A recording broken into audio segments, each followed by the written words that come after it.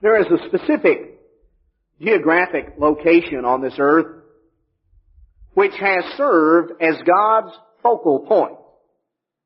As God looks at the earth, this particular geographic location is the center. That is the point of focus. That is the focal point. In fact, the history of this earth, as you go back into the past, as we look at the present and the future, to a great extent have revolved around this one particular geographic location. Very significant location, both in terms of history, what mankind has experienced, and certainly from God's perspective. The name of this particular location means the city of peace.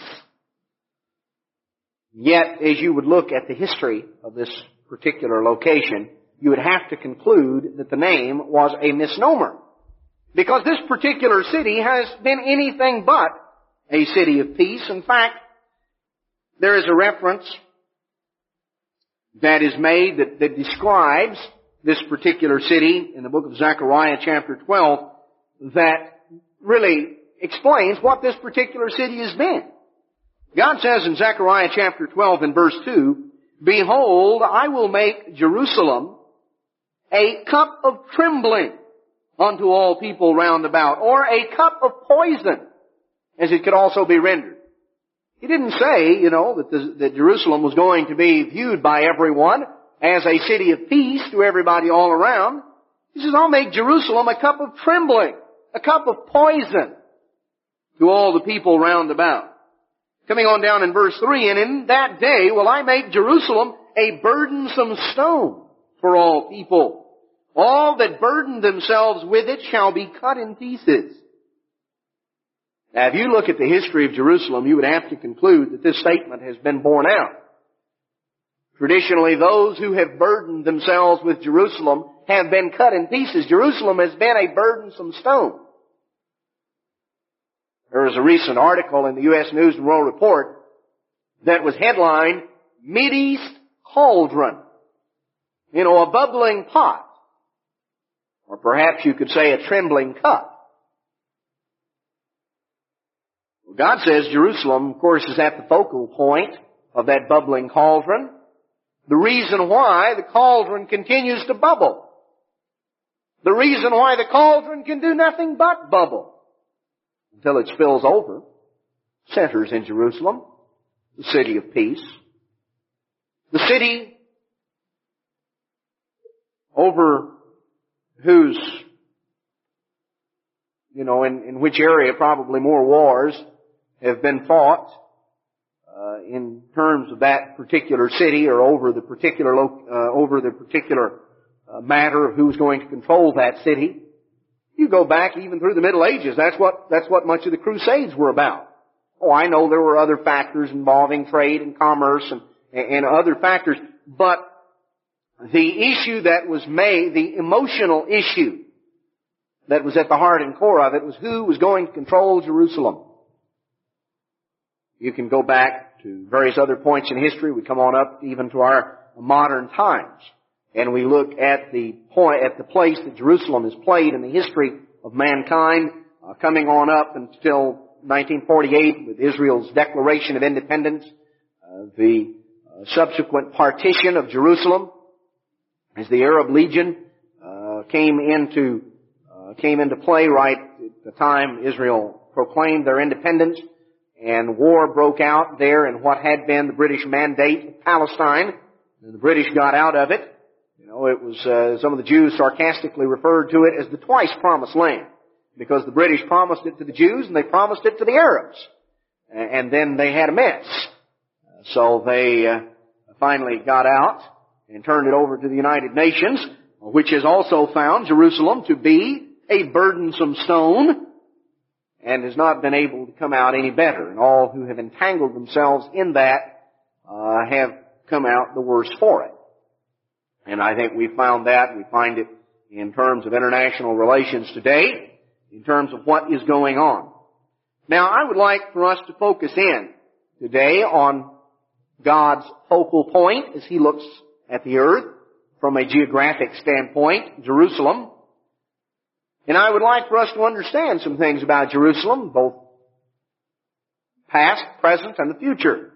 Understanding what lies ahead, and realizing the extent to which world affairs and world conditions and what is going to transpire in the world, both in the immediate future and in the long-term future on out into eternity, revolve around Jerusalem. Also looking back and understanding the extent to which the past history of Jerusalem has played an important role. Now, what role has Jerusalem played in the past, going all the way back? Let's notice a little bit of the beginning. And of all places, we find a reference to that in the book of Acts. Acts chapter 3, in verse 21, we find a sermon that was being preached by the Apostle Peter. And in Acts chapter 3, verse 19, Peter says, "Repent you therefore and be converted, that your sins may be blotted out, when the times of refreshing shall come from the presence of the Lord." The times of refreshing, or the times of resurrection, is what he's talking about, the return of Christ. "And he shall send Jesus Christ, which before was preached unto you, whom the heaven must receive until the times of restitution of all things, which God has spoken by the mouth of all His holy prophets since the world began." Now, the time when Jesus Christ returns and establishes His government on the earth is called the time of restitution of all things, the time of restoration. So Jesus Christ is going to come and He is going to restore all things. Now, what is going to happen when Jesus Christ comes back? How is it going to be? Well, there are different places that describe that. One of the clearest is in Isaiah chapter 2 and verse 3, where it says, "For out of Zion shall go forth the law and the word of the Lord from Jerusalem." Now, Zion historically refers to the original part of Jerusalem, the original city of David. That was the name by which it was known. That's why it's where the movement to restore the Jewish homeland in the Middle East comes from, the Zionist movement as it is called, because Zion was the name of the city of David, which was the original part of Jerusalem. And so they called themselves Zionists in the sense that they were going back to Zion, to that original area. So anyone that thinks that the Jews are going to negotiate away and give away the original city of David, give away, that specific portion of Jerusalem, which is called Zion, that original area. Anybody that thinks they're going to negotiate that away doesn't know what they're talking about. You just need to read a little bit about Jewish history and understand the emotional impact that city has. That every year in the synagogues on the Day of Atonement, at the conclusion of the service, for over right at 1900 years from the time of the destruction of Jerusalem in 70 AD, from that time on, every Day of Atonement service in a Jewish synagogue ended with the prayer, "Next year in Jerusalem." And if any of you remember seeing, back on television, as perhaps probably many or most of us did, back in 1967, right after the Jew-Arab War, the Six-Day War, when the Jews recaptured Jerusalem and saw the intensity of emotion and the excitement as they returned there to Jerusalem and to the Wailing Wall and to the original portion of Jerusalem. Anybody that thinks they're going to negotiate it away just doesn't understand. Now, we're told Jerusalem is going to be a burdensome stone. It's going to be a cup of trembling, a cup of poison. All right? Well, now here we see that the time is going to come when out of Zion will go forth the law, the word of the Lord from Jerusalem. When Jesus Christ restores all things, the word of the Lord will go forth from Jerusalem. Now, if the word of the Lord is going to go forth from Jerusalem when Christ returns, and Christ is returning to restore all things, that the time of His return is called the times of restitution of all things, what does that bring to mind? That the law is once more going to go forth from Jerusalem. When did it go forth before? Has there ever been a time before? If we're talking about a restoration, if we're talking about the times of restitution of all things, the restoring of something, then here we have Jerusalem set as a focal point where the law of God, the government of God, shall go forth to the whole earth from that specific geographic location. Well, has the government of God, you see, this will mark the restoration of the government of God on this earth. Has the government of God been on this earth before? Well, yes, it was. God created the earth. He created it not in vain. He created it to be inhabited, as it is explained in the book of Isaiah. And God placed various beings on the earth. He placed angels. He placed a great archangel, Lucifer, over the earth.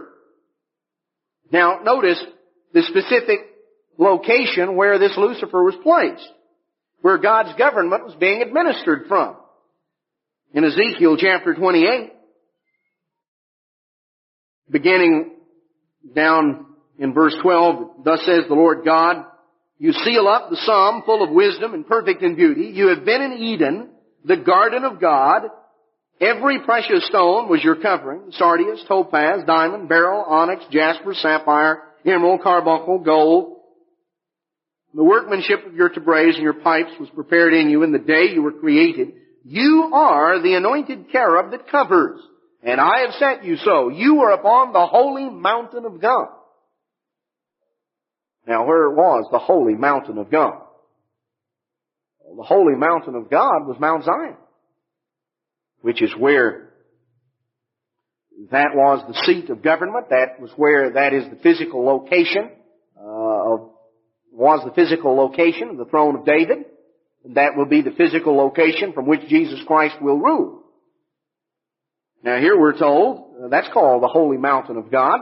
Here we're told Lucifer was on the holy mountain of God, walked up and down in the midst of the stones of fire. You were perfect in your ways from the day that you were created till iniquity was found in you. All right, going on, we're not going to go into all about Lucifer and the pre-Adamic world and the things that transpired and the destruction and all of the things that tie in with that. But the point that I want to emphasize is that God's government was extant upon the earth, that there was a location that served as the focal point of that government. It was called here Eden. It was the location where Eden was later, where Eden was. It is called the Holy Mountain of God. That was the original place where the government of God, the law of God, went out to the whole earth. When Jesus Christ returns, He is going to restore all things. That will be the times of restitution. And what's going to happen? The word of the Lord will go forth from Jerusalem. The law of God will go forth from Mount Zion. And so, we find that this was the original location where God's government went forth to the earth. The mountain of God. This was the location of Eden. Back in the book of Genesis, chapter 2, we could go through, we find the eternal God planted a garden eastward in Eden, and there He put the man whom He had formed,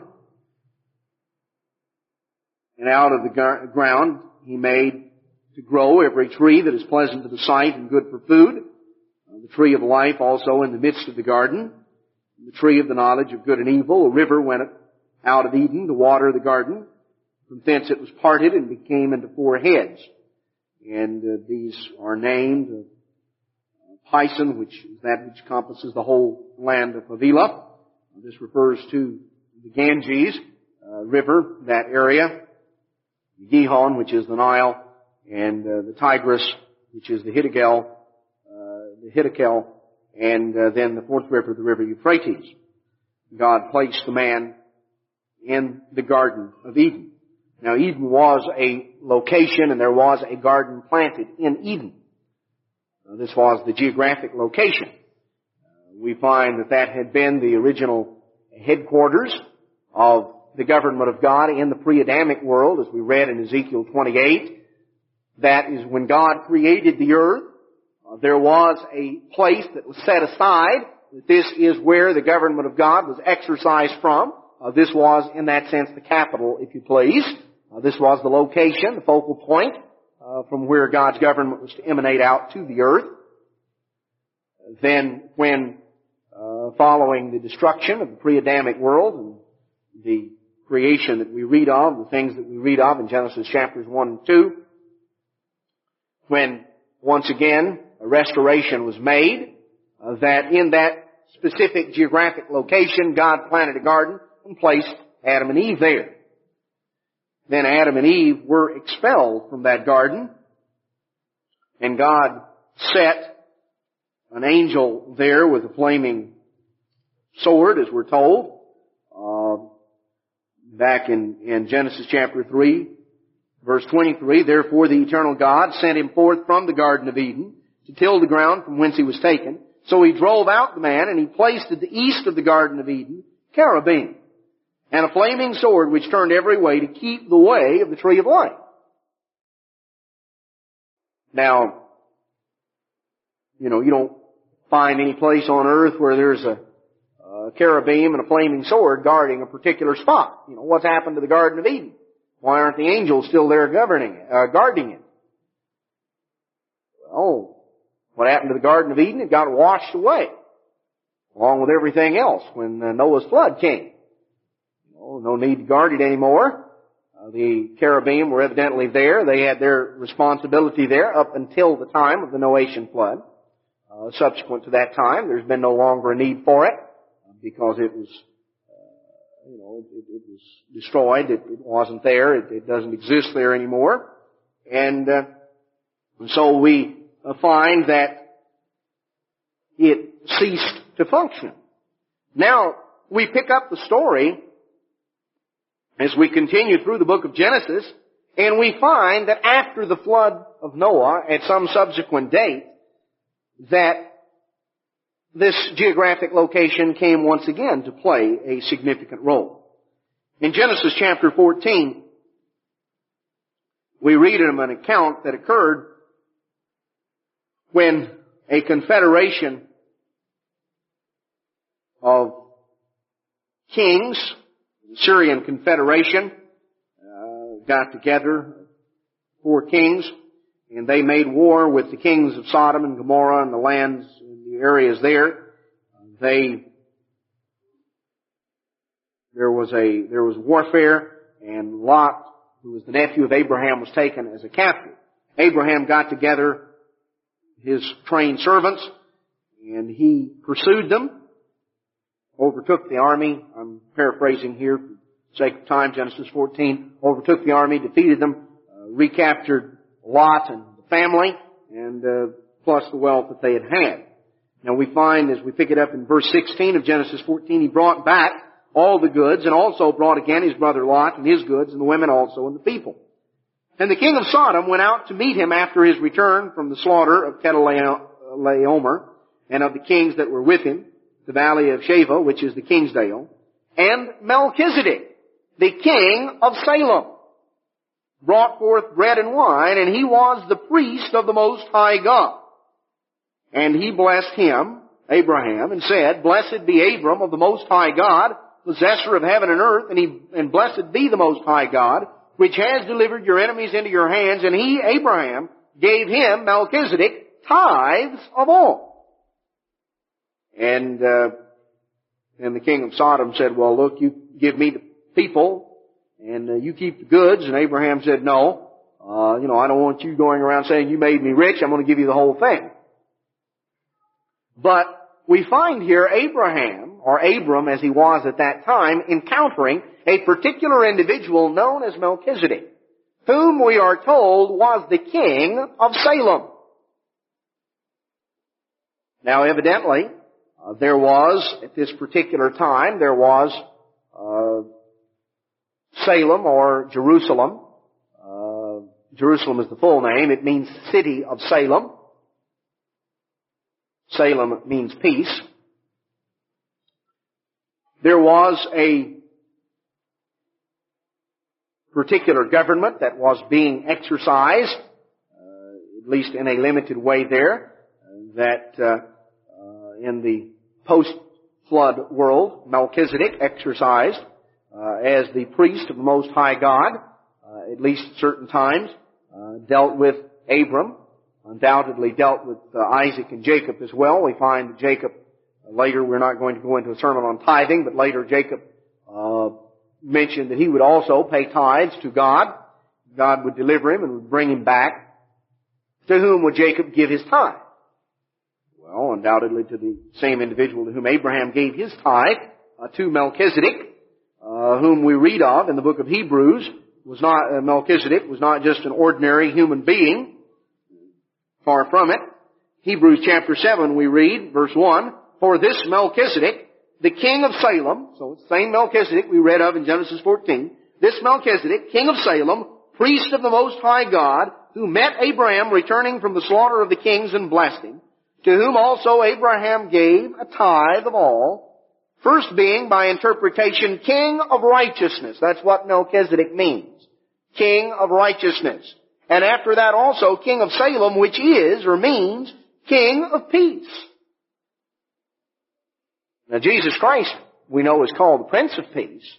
Here's an individual that had that title. It was called the King of Peace. Now, who was this individual? Was he an ordinary human being? Verse 3 of Hebrews 7. "Without father, without mother, without descent, having neither beginning of days nor end of life." So he didn't have a beginning and he didn't have an end. He did not have a human father and mother, but made like unto the Son of God, abides, present tense, abides a priest forever, continually, on and on. Consider how great this man was, unto whom even the patriarch Abraham gave the tenth of the spoils. Well, coming on down, that's, I think, sufficient to illustrate the point that it mentions, for instance, back in Hebrews 5:5, "Christ glorified not himself to be made a high priest, but he that said unto him, You are my son, today have I begotten you. He said also in another place, You are a priest forever, after the order of Melchizedek." In verse 10, "Called of God a high priest after the order of Melchizedek." Now we read in Hebrews chapter 7, in verse 3, that this Melchizedek abides, present tense, a priest continually. Well, of course, I think very evident. There are other scriptures that bear on the subject. I'm not going to go through them all, but I think it's very evident, just even at apparent reading, that Melchizedek was simply another name of Jesus Christ. We know that the one that became Jesus Christ certainly appeared at various times to deal personally with individuals in the time of the Old Testament, particularly prior to the time of Moses. We find the account in Genesis 18 of that being appearing along with two angels, meet Abraham in the plains of Mamre, sitting down and eating a meal with him, giving the birthright blessings to him. We find other accounts. We find here in Genesis 14 that Abraham brought his tithe here to Melchizedek, who was at this particular time located at Salem, Jerusalem. So at some point in the post-flood world, according to Josephus, the Jewish historian, Melchizedek built Salem after the flood. Melchizedek was the one that was understood to have been responsible for the building of we would say, the city would probably more resemble what we would think of as like a castle or a small, location of that sort, not a city in the sense we think of a large sprawling city, but a particular location like a castle-like building located there on Mount Zion. That was the original city in the post-flood world, and was evidently used up until, for a particular period of time, perhaps up through the lifetime of Jacob, until Israel went down to Egypt. At some point, it was abandoned, was no longer used in that sense. When we pick up the story once again in the book of Joshua chapter 10, we find that it was occupied by another group of people. It had been occupied by Canaanites during the several hundred year interim. And in Joshua 10 verse 1, it came to pass when Adonizedek, the king of Jerusalem, heard how Joshua had taken Ai and had utterly destroyed it. Now, Adonizedek, the word Adonai means Lord in the Hebrew. Now, this particular individual, this Canaanite king, called himself the Lord of righteousness. Now, he obviously wasn't. Very apparent when you read the story and what happened to him. But the point was that after Melchizedek no longer resided or no longer used the city of Salem as a point of operation, a point of, let's say, a headquarters, so to speak, in dealing with the patriarchs, after it was no longer in use, it became occupied by the Canaanites, and the particular nature of the location was known by them, and the individual that set himself up as king there appropriated a title to which he was not entitled. He wasn't quite audacious enough to take the same title of Melchizedek, but he took what he considered the next best thing, Adonizedek, the Lord of righteousness. And he was the king of Jerusalem, or the king of the city of peace. He was the head of the Canaanite confederation. After Melchizedek left, he usurped the authority in Salem and claimed that title. And so he was allowed to strut around with this for a short while, but we find that he met his end when Joshua invaded the promised land. When we go on through the story in the book of Judges, we find, according to the book of Judges, chapter 19, that Jerusalem, the city of Jerusalem, was during the time period of the Judges occupied by Canaanites, occupied by Jebusites. It was known also as Jebus, as well as Jerusalem, here according to Judges chapter 19 and verse 10. It was occupied by the Jebusites, and they continued to occupy that during the time period of the Judges. God had not at that point reclaimed that particular city. In fact, the reclamation of the city of Jerusalem as the place from which God's government would go out awaited a very significant individual in the plan of God, a man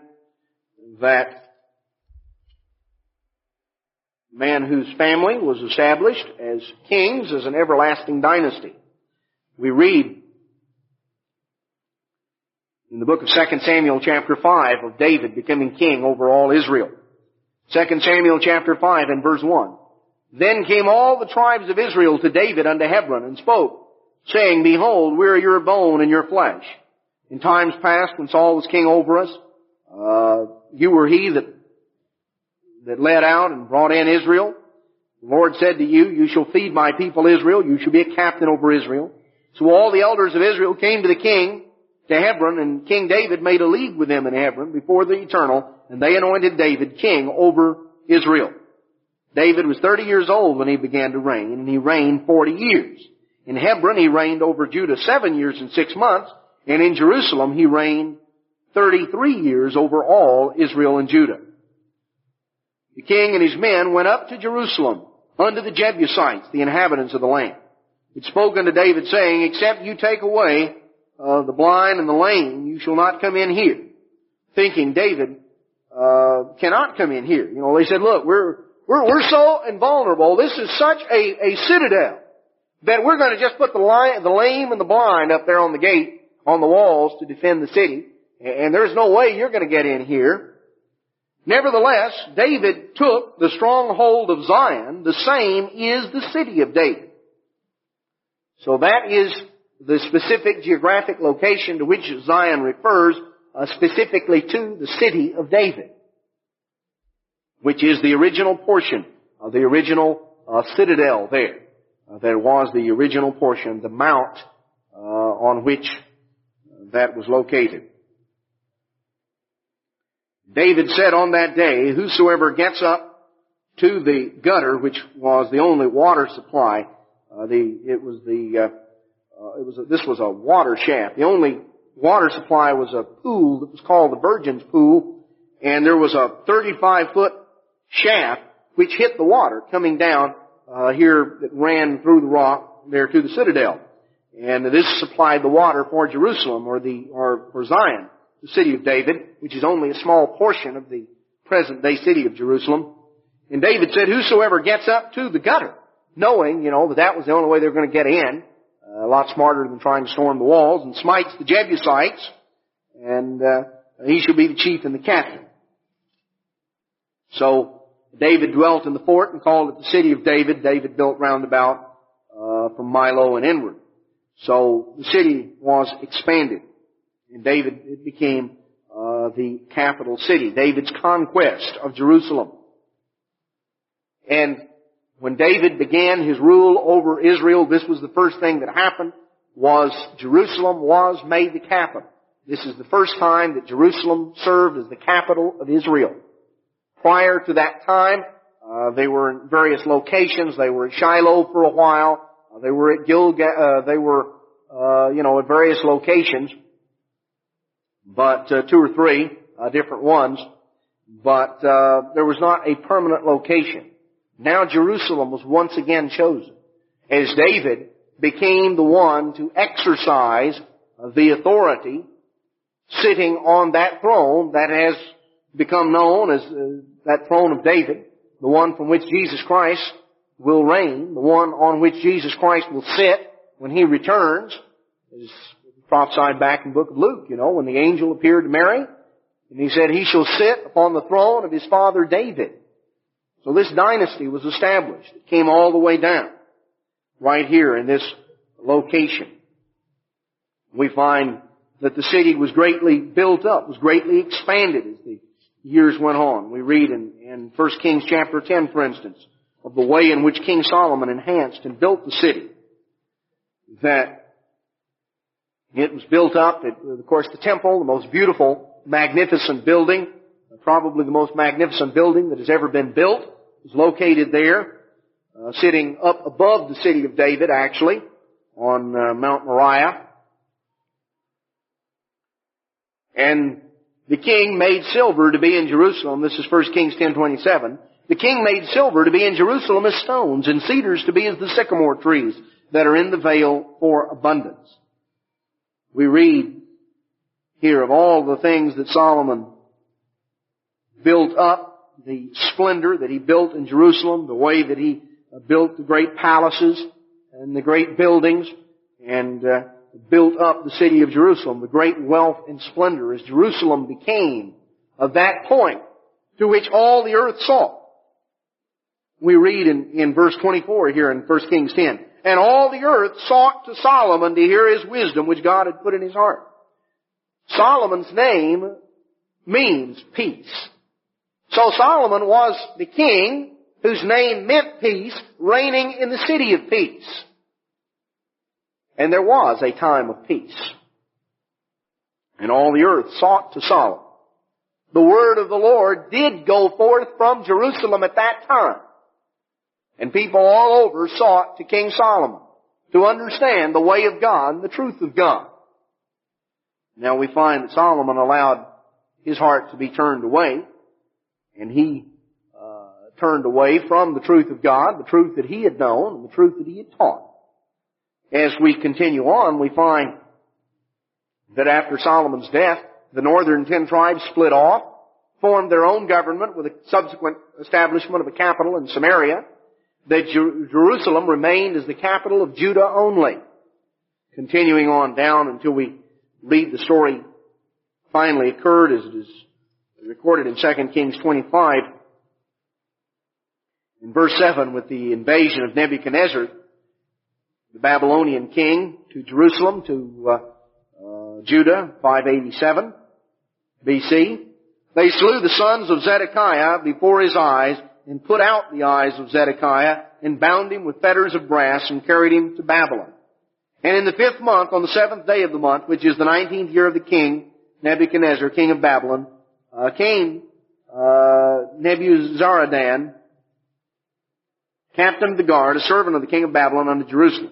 And he burnt the house of the Eternal, and the king's house, and all the houses of Jerusalem, and every great man's house burnt he with fire. And all the army of the Chaldees that were with the captain of the guard broke down the walls of Jerusalem round about. Now, the rest of the people that were left in the city, and the fugitives that fell away to the king of Babylon, with the remnant of the multitude, did Nebuzaradan, the captain of the guard, carry away. He left the poor of the land to be vine dressers and husbandmen. And he carried away the pillars of brass that were in the temple of the Lord, the bases, the brazen sea. They broke it in pieces, carried the brass to Jerusalem. The various pots and various things that had been made, various artifacts were all taken away as war booty, taken away to Babylon. So Jerusalem was destroyed. Jerusalem, which had been the focal point, which had been as a focal point of God's government right at the very beginning, from where God's government went forth to the earth. And then later, that location from which Adam and Eve were driven out. Later, the location from which Melchizedek administered God's government and gave forth God's law. Later, the location that David captured from the Canaanites and once again restored to the place as the city of God's government, the place from whence God's government went out. Now we find the city destroyed. Well, as we continue on in the book of Ezra, we find that the city was once again restored. Ezra chapter 1 and verse 1, first year of Cyrus king of Persia, the word of the Lord by the mouth of Jeremiah might be fulfilled, the Lord stirred up the spirit of Cyrus king of Persia, made a proclamation throughout all his kingdom, and put it into writing, saying, Thus says Cyrus king of Persia, the Lord God of heaven has given to me all the kingdoms of the earth, and he has charged me to build him a house at Jerusalem, which is in Judah. So Cyrus gave a commandment down in verse 7. The king brought forth the vessels of the house of the Lord, which Nebuchadnezzar had brought forth out of Jerusalem. He put them in the house of his God. Even these did Cyrus king of Persia bring forth. And so they were brought up from Babylon unto Jerusalem. And as we come on back in chapter 4, verse 12, here we read a part of the decree. Be it known unto the king, this is Zerubbabel came back from Cyrus to build Jerusalem, to restore Jerusalem, came back to rebuild the temple. And of course, after they got back there, the Samaritans began to stir up trouble. They didn't want to see things restored at Jerusalem once again, the enemies of the people of God. And so they wrote an accusation unto King Artaxerxes, trying to get the work on the temple stopped. Here's what they wrote. Be it known unto the king that the Jews which came up from you are coming to Jerusalem, building the rebellious and bad city. They've set up the walls thereof, and they've joined the foundations. You know, you can make anything sound bad. That's what they were sent back to do. They were sent back to build a city. He makes it sound bad. You know, they're building that rebellious and bad city. Well, they've built the foundations thereof. You don't want to do that, do you, king? So they go on, and their accusation is made. And he said, look, they get this city built. They probably will quit paying their taxes.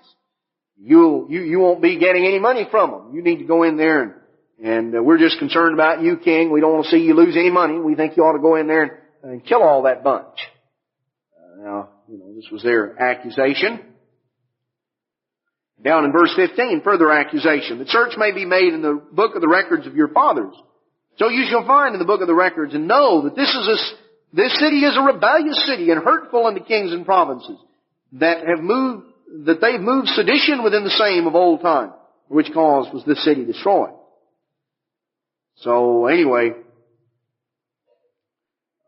decree was made, give you now a commandment to cause these men to cease, that this city be not builded until another commandment shall be given from me. So then ceased the work of the house of God, which is at Jerusalem. Verse 24, it ceased until the second year of the reign of Darius of Persia. Then in chapter 5 we find that Haggai and Zechariah came along, stirred up the people under Zerubbabel, and they began to finish the house of God which is at Jerusalem. They began to do that at the same time appealing to the king and getting things restored. So we find that Jerusalem was restored. The city was rebuilt and continued as the capital city of the Jewish state down until the time of Christ. But it wasn't destined to continue in that way. Jesus Christ understood that. That's why we read in Matthew chapter 23. We read the attitude Jesus Christ had, what He recognized. Matthew chapter 23 and verse 35. He was speaking to the people in Jerusalem of His day, and He says, upon you may come all the righteous blood shed upon the earth, from the blood of righteous Abel unto the blood of Zacharias, the son of Barachias, whom you slew between the temple and the altar. Truly I say unto you, all these things shall come upon this generation. O Jerusalem, Jerusalem, you that killed the prophets, and that stoned them which are sent unto you.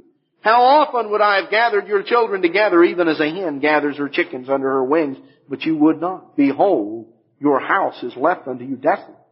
But I say unto you, you shall not see me henceforth till you shall say, blessed is he that comes in the name of the Lord.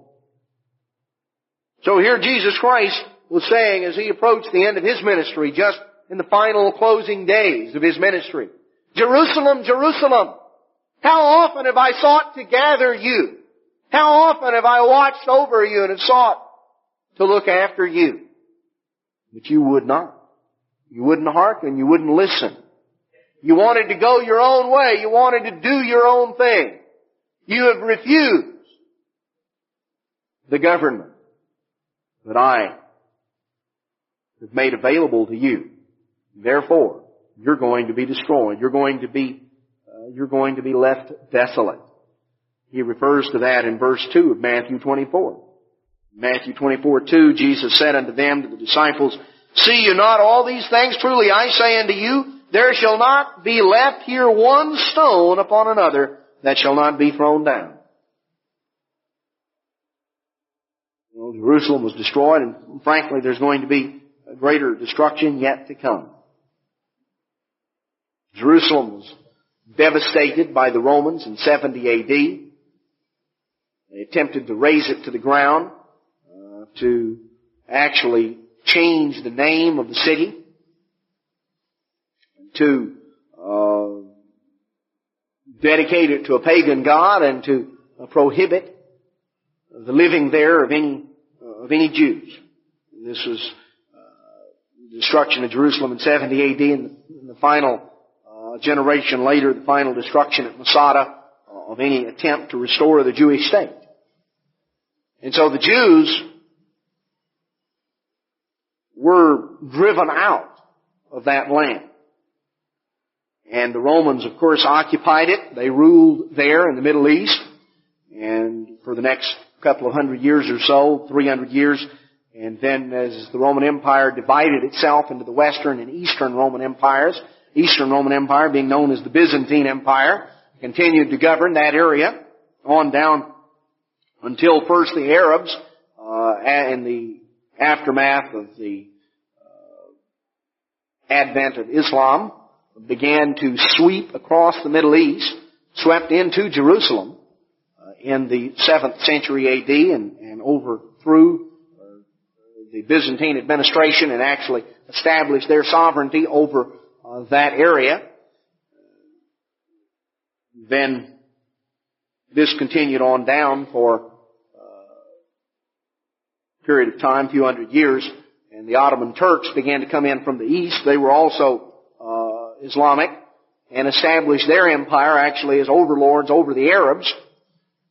And you, of course, had all of the wars in the meantime, the Crusaders, the various attempts of the Europeans to come in and to recapture Jerusalem, various battles, various things. There are even Crusader forts and things that are there in that area. Attempts. There was actually a European state that was established there that was ruled for a period of a number of years right there in the Middle East by the Crusaders, finally overthrown. The various fighting dominated by the Muslim Turks, the Ottoman Turks, on down until 1917, when the British entered and under General Allenby entered into Jerusalem.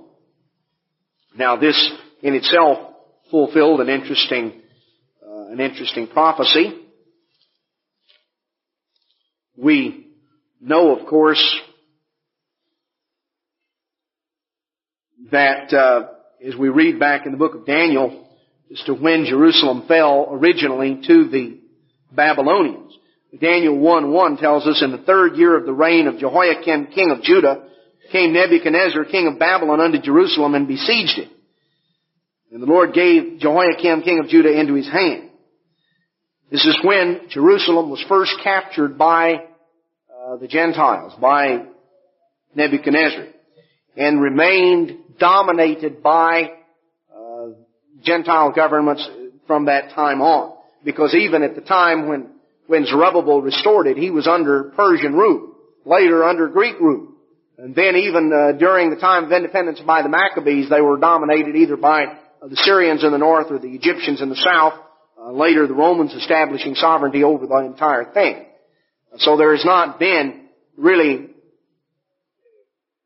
Israelite rule in a totally independent sense.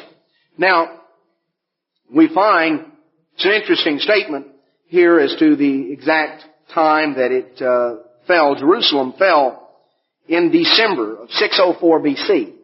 In fact, it can be dated to the day. There are other scriptures that do give the date. It was December the 9th, 604 BC, when Jerusalem fell to Nebuchadnezzar.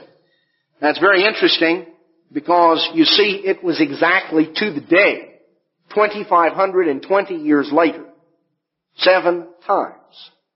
7 prophetic times, 2,520 years, exactly, to the day, on December the 9th, 1917, that General Allenby entered Jerusalem and freed it from the Ottoman Turks.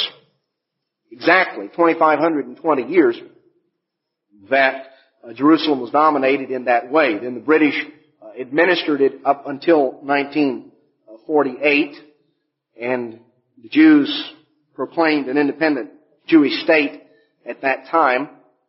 Jerusalem, of course, being divided in 1948, partitioned between the old and the new city up until 67 when they reconquered it. So we find that Jerusalem has been anything but the city of peace as we look at the things that have transpired, at the events that have happened, and all of the things that have occurred in the history of Jerusalem. Now let's look on into the future a little bit. What's going to happen in the future to Jerusalem? Right now, the cauldron still bubbles and boils over there in the Middle East. There is yet a future day that is coming, that is described in Joel chapter 3, verse 1, For behold, in those days and in that time, when I shall bring again the captivity of Judah and Jerusalem. There is coming again a captivity of Judah and Jerusalem. There is coming a war that they're going to lose. And I will also gather all nations, and will bring them down into the valley of Jehoshaphat, and will plead with them there for my people and for my heritage Israel, among whom they have scattered among the nations and parted my land. Now, we find here this valley of Jehoshaphat, which is actually a valley that is between the Mount of Olives on the one side and Mount Zion on the other. The valley of Jehoshaphat is the valley in between Jerusalem and the Mount of Olives. And this is actually where the battle is going to take place. That's where Christ is going to destroy the armies at His return, in the valley of Jehoshaphat, which is the valley between Mount Zion and the Mount of Olives, where Jesus Christ is going to be. But the time is going to come when there's going to come a subsequent captivity. And all nations are going to be gathered there against Jerusalem. As we read, coming on down, as it describes here in verse 6, the children also of Judah and the children of Jerusalem have you sold unto the Grecians, that you may remove them far from their border. Coming on down in verse 9, proclaim you this among the Gentiles, prepare war, wake up the mighty men. Let all the men of war draw near, let them come up. Beat your plowshares into swords, your pruning hooks into spears. Let the weak say, I'm strong. You know, there's a war fever that's going to hit the Middle East. They're going to be, instead of what's going to happen after Christ's return, instead of converting war implements into agricultural usage, they're going to start converting agricultural things into war implements. They're all going to be getting together and doing this, and I think it's a rather interesting statement. Let the weak say I am strong. You know, you never hear any more bellicose statements than from some of these weak Arab states over there in the Middle East. The smaller they are, the more bellicose they sound as they issue forth all their proclamations of what they're going to do. Assemble yourselves and come, all you heathen. Gather yourselves round about. Thither cause your mighty ones to come down, O Eternal. Let the heathen be wakened and come up to the valley of Jehoshaphat. For there will I sit to judge all the heathen round about. Put in the sickle, the harvest is ripe. Come, get you down, the press is full, the fats overflow, their wickedness is great. Multitudes, multitudes in the valley of decision. For the day of the Lord is near in the valley of decision. The sun and the moon shall be darkened, the stars shall withdraw their light. The Eternal also shall roar out of Zion. Utter his voice from Jerusalem, the heavens and the earth shall shake. The Eternal shall be the hope of his people, the strength. The children of Israel, so shall you know that I am the Eternal your God, dwelling in Zion, my holy mountain. Then shall Jerusalem be holy. See, it's not right now, but it shall be. Because the time is going to come when Jesus Christ is going to return. At that time, He's going to begin here, and it describes the warfare that is going to take place, the judgment that is going to take place right there in the area of Jerusalem. Well, let's notice another bit of information as to part of what's going to happen between now and then. In Zechariah chapter 14, verse 1, behold, the day of the Eternal comes, and your spoil shall be divided in the midst of you. For I will gather all nations against Jerusalem to battle, and the city shall be taken, and the houses rifled, and the women ravished, and half the city shall go forth into captivity, and the residue of the people shall not be cut off from the city. So evidently the city is once again to be divided. It has been divided of recent date as the old and the new city, divided between east and west. The Jews recaptured the east part, the old city. Evidently it's once again going to be divided. The half the city that will go into captivity, undoubtedly the Jewish half, it's going to be gone into captivity. The residue of the people shall not be cut off. Then shall the Lord go forth. After that, that's an event that is going to happen prior to the return of Jesus Christ. That's an event that is going to happen during the time period of the Great Tribulation, right at the beginning of it, when the armies are going to encompass Jerusalem. And during that time, the city is going to be taken. Then after that, verse 3, shall the Eternal go forth and fight against those nations, as when he fought in the day of battle. And his feet shall stand in that day upon the Mount of Olives, which is before Jerusalem on the east. The Mount of Olives shall cleave in two. Jesus Christ is going to come back to that geographic location. Notice in Isaiah 40, the part of what we are to proclaim. Part of our message is a part of our message yet for the future. Not fully a part of our message right now. Comfort you, my people, says your God. Speak you comfortably to Jerusalem, and cry unto her that her warfare is accomplished, that her iniquity is pardoned, for she has received of the Eternal's hand double for all her sins. The voice of him that cries in the wilderness, prepare you the way of the Lord, make straight in the desert a highway for our God. Every valley shall be exalted, every mountain and hill shall be made low, the crooked shall be made straight, and the rough places plain. The glory of the Eternal shall be revealed. and all flesh shall see it together, for the mouth of the Eternal has spoken it. And the boy said, Cry. And he said, What shall I cry? And he said, All flesh is grass, and all the goodliness thereof is as the flower of the field, very temporary, very passing. Coming on down, the grass withers, the flower fades.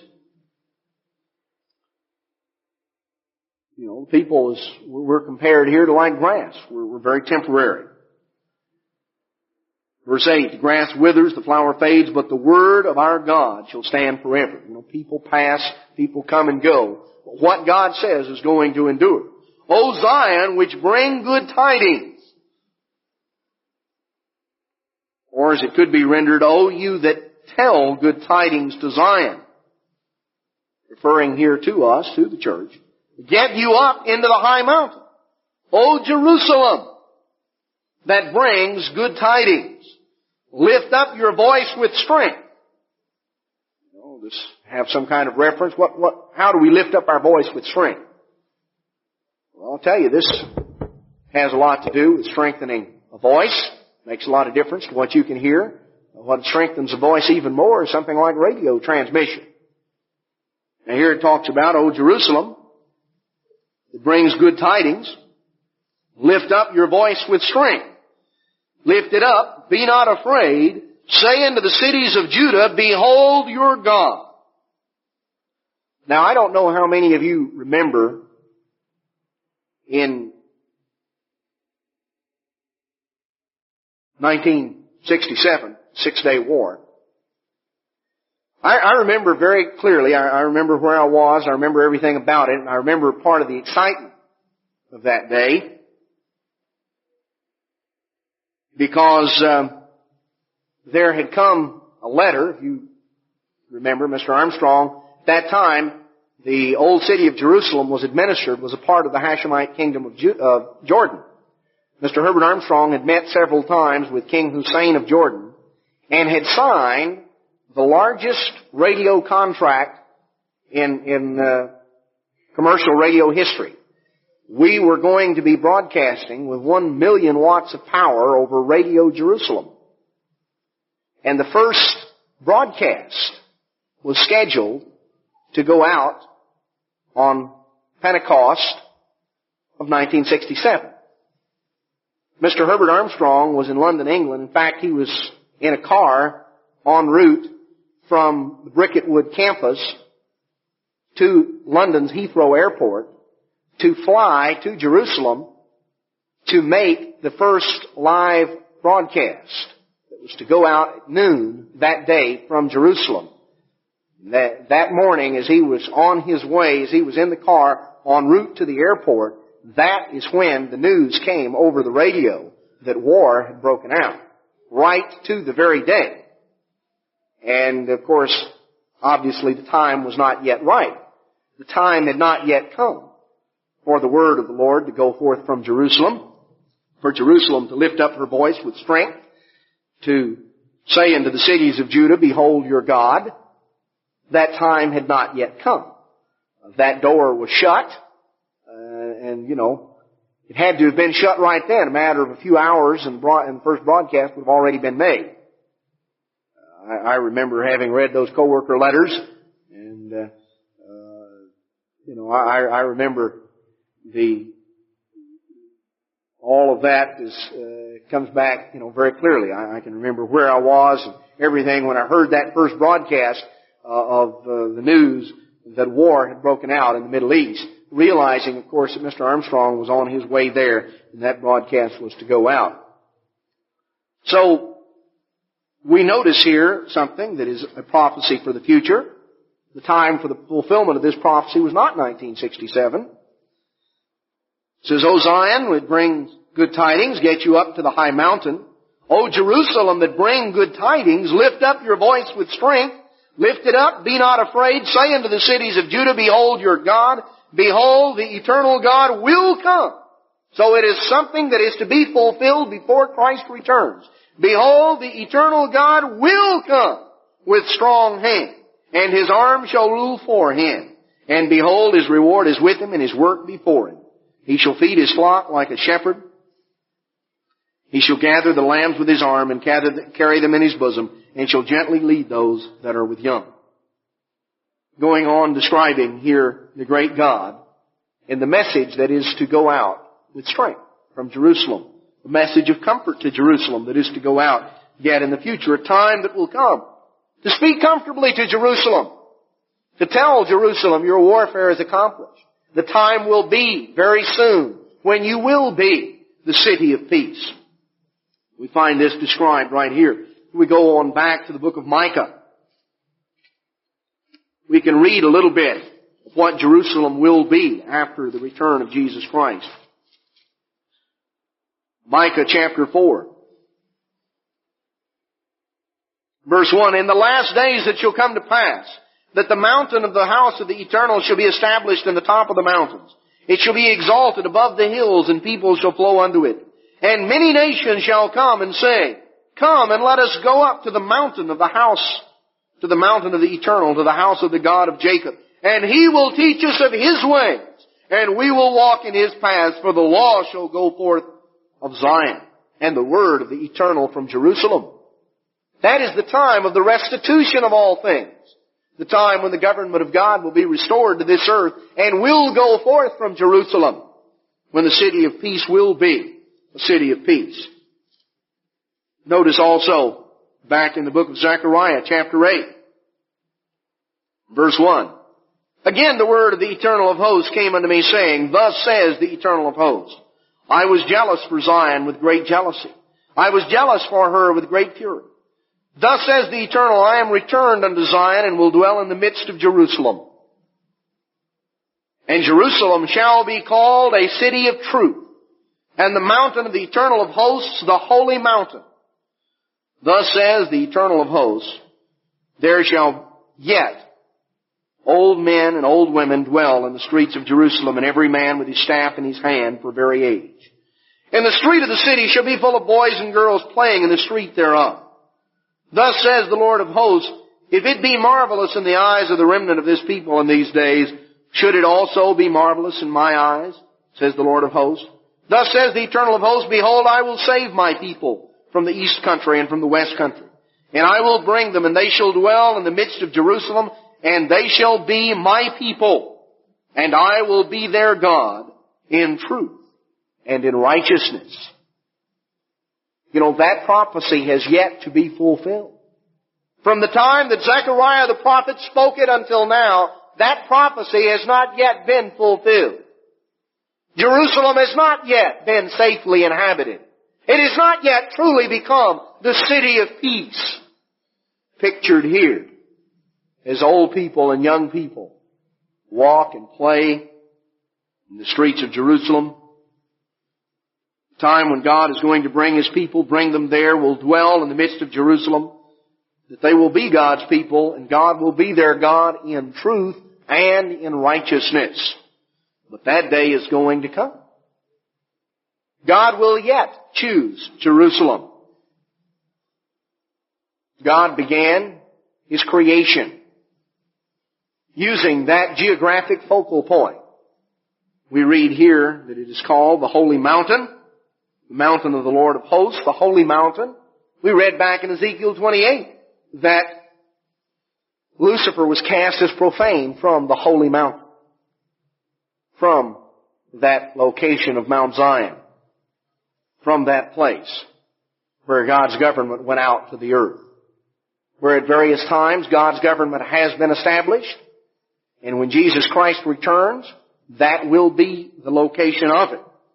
In fact, that will be the location of something even yet to come after that, because we find that as we go through the book of Revelation, through chapter 20 that describes the return of Jesus Christ, the subsequent reign for 1,000 years, and the resultant judgment of the dead, small and great, who not had an opportunity of salvation. At the conclusion of the 1,000 years, they were judged. Those who have had their opportunity and rejected it, we find are here consumed in the lake of fire, verses 14 and 15 of Revelation 20, and in Revelation 21, verse 1, And I saw a new heaven and a new earth. For the first heaven and the first earth were passed away, and there was no more sea. And I, John, saw the holy city, New Jerusalem. Still the same focal point. New Jerusalem, coming down from God out of heaven, prepared as a bride adorned for her husband. And I heard a great voice out of heaven saying, Behold, the tabernacle of God is with men, and He will dwell with them. And they shall be His people, and God Himself shall be with them and be their God. And God shall wipe away all tears from their eyes, and there shall be no more death, neither sorrow nor crying, neither shall there be any more pain. For the former things are passed away. And He that sat upon the throne said, Behold, I make all things new. Coming on down in verse 7, He that overcomes shall inherit all things, and I will be his God, and he shall be my son. In verse 10, He carried me away in the Spirit to a great and high mountain, and showed me that great city, the holy Jerusalem, descending out of heaven from God, coming down here to the earth, having the glory of God. Her light was likened to a stone most precious. It describes here the city with the gates, the 12 gates and the 12 foundations. The city that is to be the seat of the first fruits, where the bride of Christ is to reside, and from which the government of God will be administered over the earth, on into eternity and out into the entirety of the universe, as God Himself comes here, because we find that God Himself shall dwell with them. God Himself shall dwell in the New Jerusalem that is going to come down from God out of heaven. That this is once again to be the focal point of history as far as God is concerned. We read, there are other places that we could go. You know, this is the city for which Abraham looked. And Abraham, in Hebrews chapter 11, where we talk about the men and women of faith, we read of Abraham and Isaac and Jacob. We read that they dwelt in tabernacles, they dwelt in tents. But while they did, we're told that Abraham looked for a city that has foundations. In fact, it has 12 of them, recorded here in Revelation 21. A city whose maker and builder is God. Abraham confessed that he was a stranger and a pilgrim on the earth. Let's notice here, it tells us that Abraham sojourned in Hebrews 11:9 in the land of promises in a strange country, dwelling in tabernacles, in tents, with Isaac and Jacob. In verse 10, he looked for a city which has foundations, whose maker and builder is God. He died in faith, verse 13, not having received the promises, but saw them afar off, embraced them, persuaded of them, confessed that he was a stranger and a pilgrim. He sought a country, not the country from whence he had come out, but a country that was to come, a better country, which is in heaven. Therefore God is not ashamed to be called their God. So, we read here of the city for which Abraham looked. We're told, we're in the same shape. We're told in Hebrews chapter 13, verse 14, for here and now on this earth, we have no continuing city. We seek one to come. We don't have a continuing city right now. Jerusalem is the focal point where God will establish His government. That's not where the government of God is going out right now. There's not a continuing city right now. God's government is administered from wherever God's people are. That might be, in the lifetime of most of us, that might have been anywhere from Eugene, Oregon, to Pasadena, California, to Tucson, Arizona, to you name it.